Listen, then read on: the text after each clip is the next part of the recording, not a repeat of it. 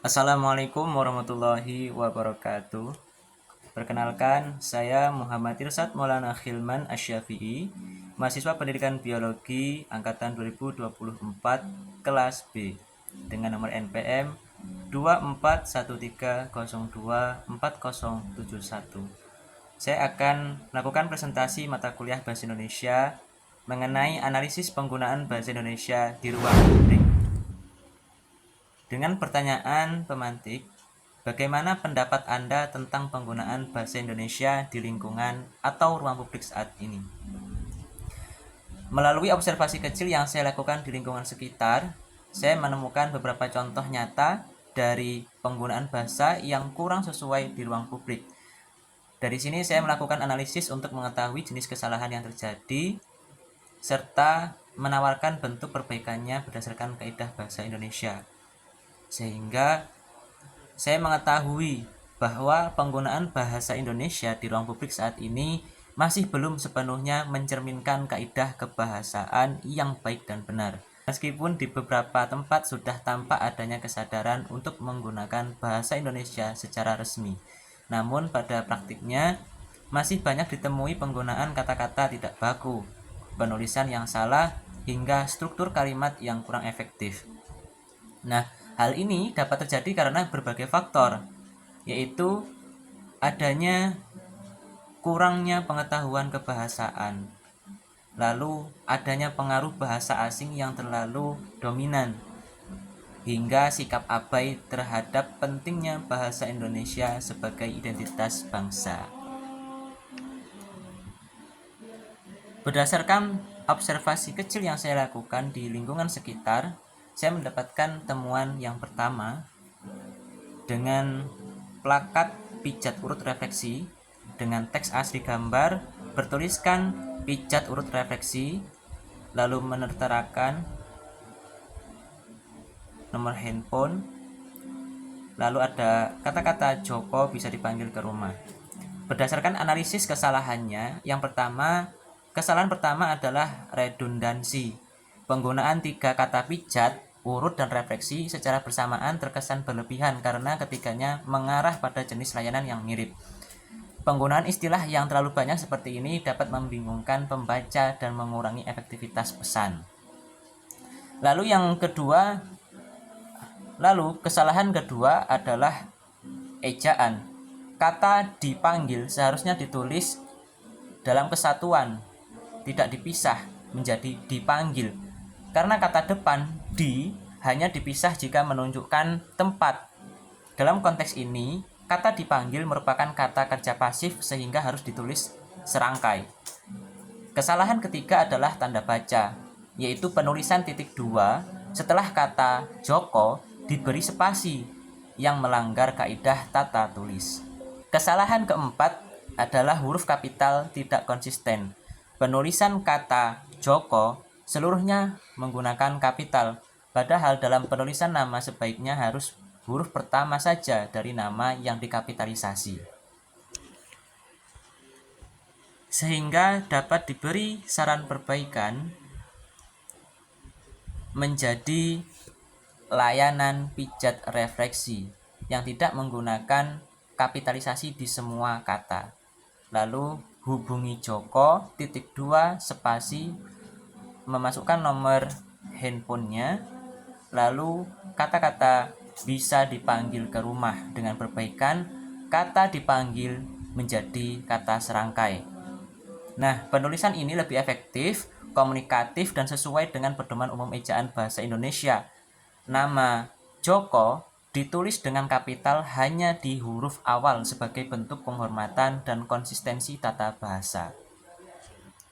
Lalu temuan kedua, saya menemukan plakat toko dengan teks asli Toko Mitra Olahraga.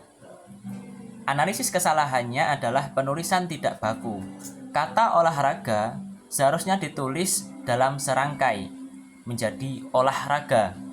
Dalam bahasa Indonesia, kata olahraga merupakan kata tunggal yang telah dileksikalkan atau dibakukan dan tidak perlu dipisah. sehingga memisahnya menjadi dua kata itu menyalahi bentuk baku, sehingga bisa disarankan dalam perbaikannya menjadi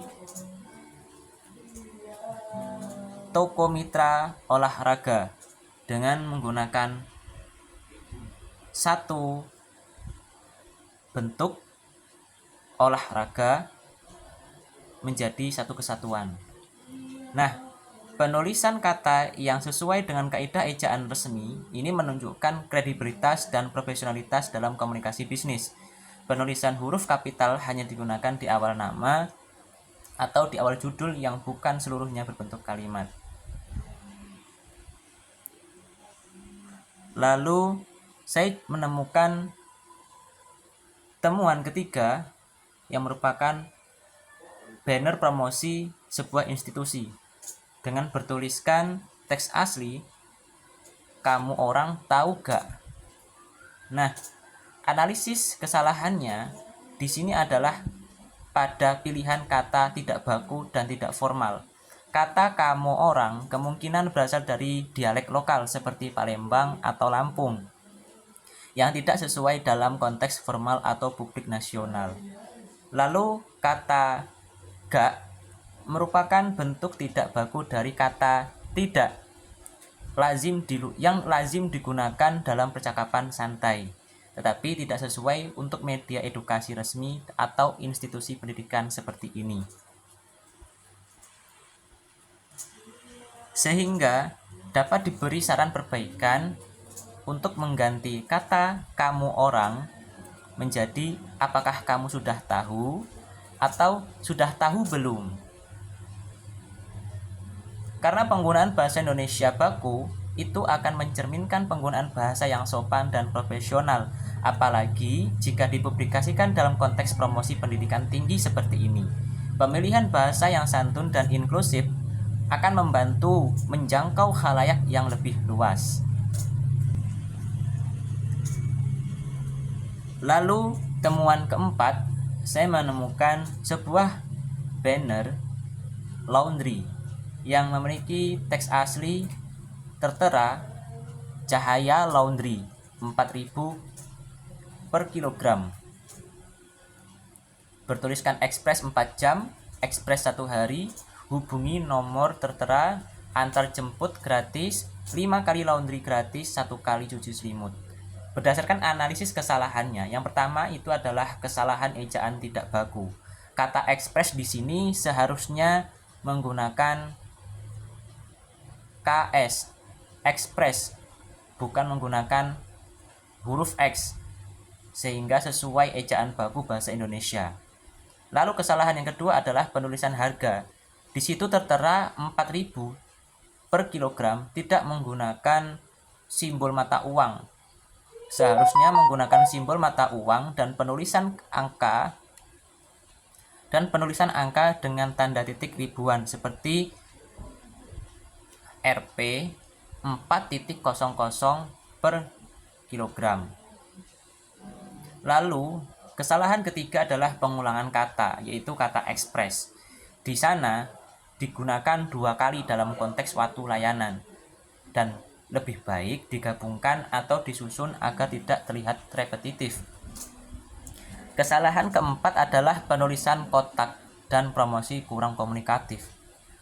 Di situ kata hubungi spasi titik 2 itu tidak perlu diikuti spasi berlebih atau perlu disusun secara lebih rapi lagi agar informasi mudah dipahami.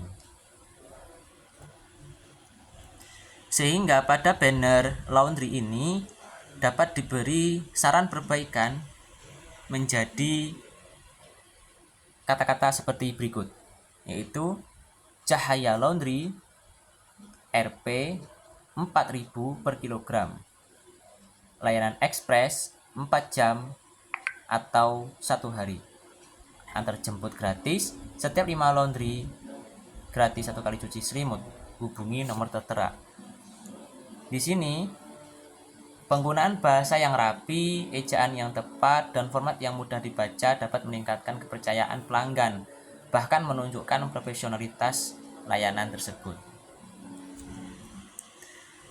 Lalu temuan kelima adalah plakat praktik dokter. Nah, di sini ada teks asli pada plakat tersebut tertulis Dokter Gigi Henry Octavianus SPKG.